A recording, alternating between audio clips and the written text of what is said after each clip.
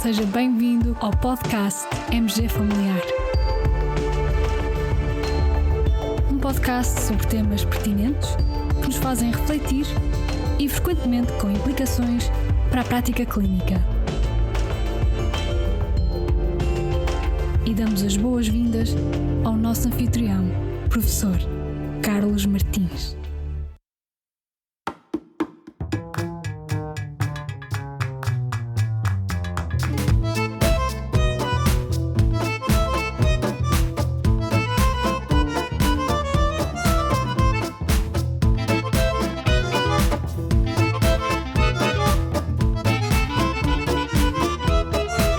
Em doentes obesos com doença cardiovascular estabelecida, mas sem diabetes, o semaglutide melhora os outcomes cardiovasculares, ou seja, por outras palavras, diminui o risco de doença cardiovascular major ou morte cardiovascular?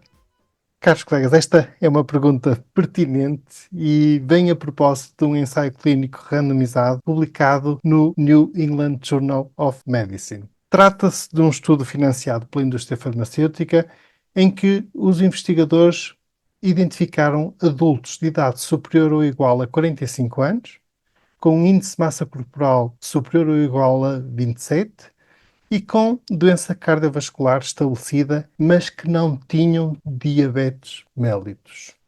Um total de 17.604 pacientes foram randomizados em dois grupos. O grupo de tratamento recebeu uma injeção subcutânea de semaglutide uma vez por semana, começando com 0,24 mg e escalando progressivamente até uma dose máxima tolerada ou então até à dose máxima de 2,4 mg ao longo de 16 semanas. O grupo controle, esse recebeu um placebo. No início do estudo, os dois grupos, controle e tratamento, eram praticamente idênticos, com características muito semelhantes, com uma idade média de 62 anos, 72% eram homens, 84% eram brancos e tinham um índice de massa corporal médio de 33. Cerca de 2/3 dos participantes tinham antecedentes de infarto do miocárdio. 18% antecedentes de AVC, acidente vascular cerebral, 4% de doença arterial periférica e 8% tinham 2 ou mais destes eventos prévios. Os participantes foram tratados em média durante 34 meses e foram seguidos em média durante 40 meses, com mais participantes no grupo do semaglutide a descontinuar o medicamento em estudo. 16% dos participantes no grupo de tratamento interromperam a toma do medicamento, enquanto que no grupo placebo a percentagem de interrupção foi de 8%. Vamos então aos resultados. O marcador composto primário de morte cardiovascular, infarto do miocárdio não fatal ou acidente vascular cerebral não fatal ocorreu com menos frequência no grupo tratado. 6,5% versus 8%, correspondendo isto a um número necessário para tratar de 67. No que respeita à análise de cada um dos marcadores isoladamente, o infarto do miocárdio não fatal foi o único marcador com uma redução significativa no grupo que fez o semaglutide, com um número necessário para tratar de 100. Em relação à mortalidade cardiovascular, não se verificou uma redução estatisticamente significativa. Já analisando o marcador secundário da mortalidade por todas as causas, aí verificou-se uma redução significativa no grupo submetido ao tratamento com semaglutide, com um número necessário para tratar de 111.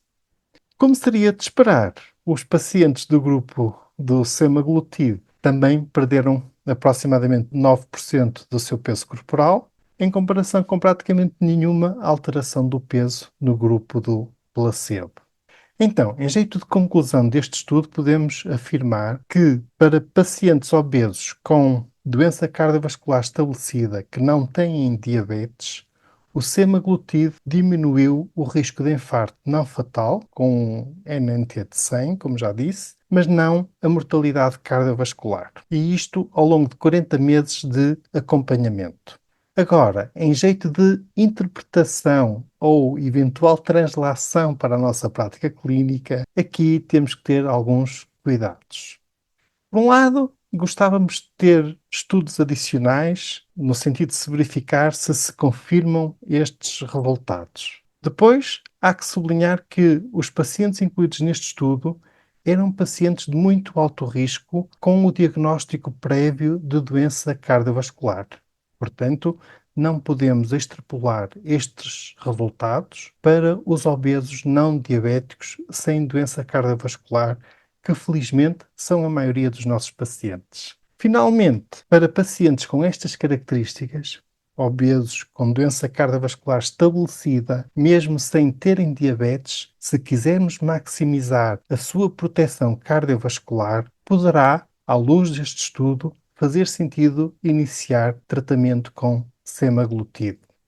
Embora o benefício não seja tão significativo como gostaríamos. E porquê é que digo isto? Porque, por um lado, gostaríamos de ter NNTs mais baixos, o que seria indicativo de uma maior magnitude de benefício. E por outro, gostaríamos de ter visto benefício em todos os marcadores, ou seja, em todos os outcomes, porque isto de ter o marcador composto com resultado positivo, mas depois não se confirmar em todos os marcadores quando analisados um a um, deixa-nos sempre um pouco menos confiantes. Mas sem dúvida que este estudo é pertinente e é interessante, e daí o termos decidido partilhá-lo convosco no nosso podcast.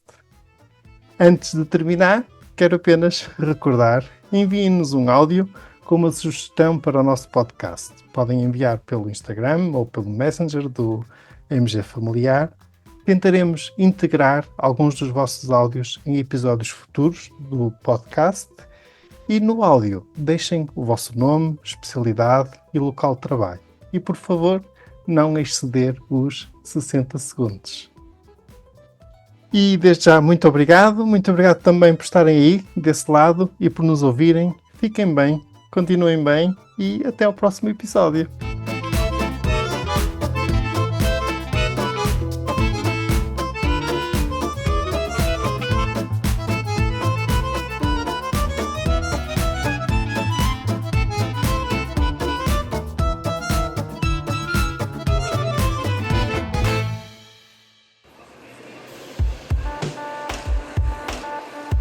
E terminamos assim esta edição do podcast MG Familiar. Muito obrigada por nos ouvir. Se desejar completar a sua leitura, muitos dos conteúdos abordados neste podcast estão disponíveis em www.mgfamiliar.net. Até ao próximo episódio.